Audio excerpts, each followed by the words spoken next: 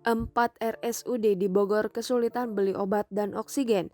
Klaim Rp261 miliar ke BPJS Kesehatan belum dibayar. Pandemi COVID-19 masih terus terjadi di Indonesia.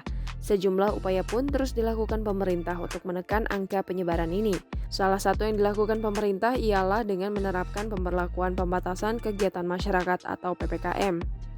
Pemerintah Kabupaten Bogor menghadapi sejumlah kendala dalam penanganan COVID-19 di masa PPKM darurat saat ini.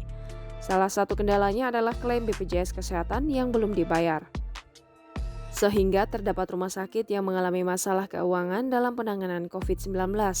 Hal itu diungkapkan Bupati Bogor Ade Yasin kepada Menteri Koordinator Bidang Kemaritiman dan Investasi Republik Indonesia Luhut Binsar Panjaitan pada rapat koordinasi implementasi PPKM darurat secara virtual di Pendopo Bupati pada Senin 5 Juli 2021.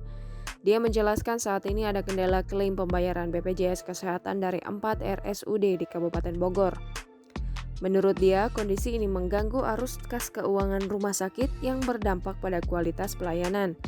Saat ini, 4 RSUD di Kabupaten Bogor terkendala soal ketersediaan obat dan oksigen karena ada keterlambatan di pemasok. Penanganan COVID terkendala bukan karena tidak ada obat-obatan, tapi kesulitan beli obat karena klaim BPJS yang belum dibayar. Sedangkan pemerintah Bogor memerintahkan ke rumah sakit untuk melakukan percepatan penanganan pasien. Kendala lainnya adalah soal percepatan vaksinasi. Dengan jumlah penduduk yang hampir 6 juta jiwa ini, Kabupaten Bogor menargetkan 20% tervaksin yakni 1, juta jiwa.